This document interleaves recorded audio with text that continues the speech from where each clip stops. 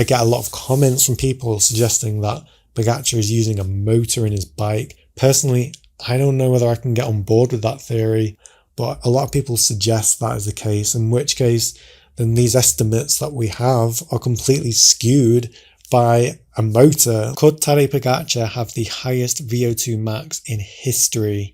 Well, this article here on Velo suggests that he may well have a VO2 max that is literally off the charts. Looking here at the current record for the highest VO2 max recorded in robust lab conditions was set 97.5 by Oscar Svensson. You've probably never heard of this guy, but he was a Norwegian cyclist who retired all the way back in 2014 at the age of 20. Now this guy has the highest VO2 max in history, junior world champion in the time trial and also national time trial champion. But he actually retired at the age of 20 because he just wanted to live a normal life. Pogačar's VO2 max could actually be as high as 100 milliliters per kilo a minute. Now that is off the charts, guys.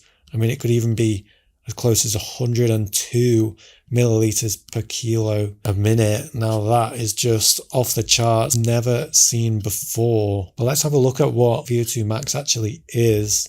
In a lab, they put a mask on you, you get on the bike, and then you just ride incrementally until you can no longer sustain the effort that you're doing. But what the mask does, it measures the amount of oxygen you're breathing in versus what is being breathed out. Then the computer can use that information to calculate how much oxygen your body can actually use every minute. And then you just divide that amount by body weight. Now in this table here, you can see sort of the average VO2 maxes that you and I have. Looking at the age ranges here as well, you can see it's quite interesting. Considering Pogačar could have a VO2 max as high as 100, well, that's like double the average person, more than double the average person, which is kind of crazy when you think about that. But let's have a look now at the actual pro cyclist VO2 max top 10 of all time here. Now, some of these values, unfortunately, have to be estimated because not every one of these riders have published their lab results, but the table is very clear here and it reflects the results we see in cycling at the moment, that Tadej Pogačar is clearly miles above everyone else in terms of VO2 max.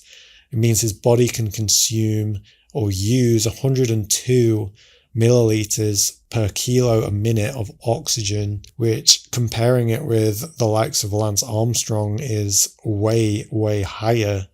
And you see these names here. So Alberto Contador, 88, Egan Bernal, 88. I mean, these two are Tour de France champions, Grand Tour winners. Chris Froome, 4-time Tour champion. He does have a published test here, and we can have full confidence. 88.2. Now this is way below Pogačar, but think about how dominant Chris Froome was back in the day. He would win tour after tour, Grand Tour after Grand Tour. Pantani here, the best climber ever, 93. So this is way below Pogačar even, although it is in that elite 90 plus range, which is just alien. It's superhuman here, but we can't have full confidence in this one because obviously he never did a lab test that was published. Miguel Indurain, 5-time Tour champion, 92. This one's a bit below Pantani, but we can have more confidence in this result here because it was reported a lab test, although it wasn't actually published. Greg LeMond, I know he's famous for having a high VO2 max here, 92.5, even higher than Miguel Indurain. But yeah, I mean, he's 4th here on this list. But now we're going to the more modern cyclists. Jonas Vingegaard, definitely, I would say. If LeMond and Vingegaard raced in the same era, I would probably put Vingegaard higher in terms of results, in terms of how good he is. We already talked about Oscar Svensson. Shame that he decided to retire, but that was his decision and he's still happy about that. So obviously, as long as he's happy with his life choices, but amazing to actually be so high on this list, considering that we're talking about multi-time Tour de France champions. Pogačar here, this is an estimate based on his performances last year and this year, 102 to break the Alpe d'Huez record this year set by Pantani 30 years ago, and he beat it by a minute and a half almost. Yeah, you're going to need a lot of oxygen to do that. And it comes in at 102. I mean, this guy is another species at this point. But you can understand, I mean, Tadej, he's very light. He can put out a lot of absolute watts as well. So that combination must lean towards a very high VO2 max. So his body is able to use just a massive amount of oxygen. The blood needs to be able to actually take the oxygen, carry it, and then deliver it. So if the blood doesn't have enough red blood cells to do that, a lot of that oxygen you breathe in is just not going to be used. It's going to be breathed out. And that's why the average person who doesn't have like an elite oxygen carrying capacity is going to breathe all that oxygen in, but a lot of it is just going to get breathed straight back out. So for the average person, how do you increase your VO2 max? Well, obviously exercise. You have to do a lot of training. I'd say in high intensity training is probably the most valuable thing to increase your VO2 max. I think high intensity is the best way to get an immediate improvement in fitness. And then you do the endurance training, the longer rides, lower intensity stuff, just to increase your efficiency overall. But it's that high intensity stuff that actually makes you as fit as you can possibly be. But I just thought it was interesting to look at these incredible numbers. Let's not forget, guys, Lance Armstrong was a doper. Some of these other people on this list, unfortunately, have also come out as having doped. But look at their VO2 maxes here, guys. Maybe Armstrong did his laboratory test when he wasn't super doped up, though. Maybe this was a natural test that he did because he wasn't using EPO for the test or before the test. We don't know. Maybe he was.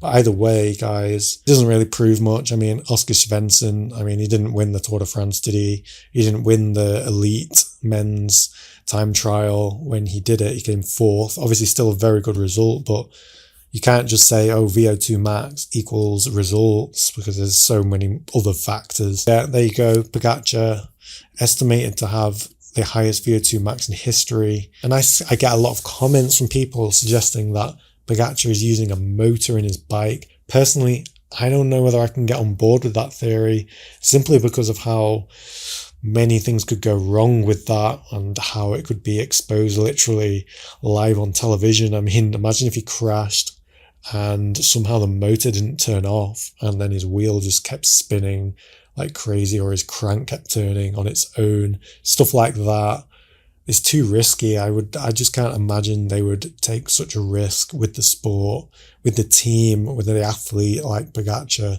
I can't get behind mechanical doping personally. Maybe I'm wrong. Maybe it's some kind of advanced motor system that just only activates when there's a human pedaling. I don't know about that. How can you hide that in a frame? How is it powered, etc.? I can't really get behind that yet.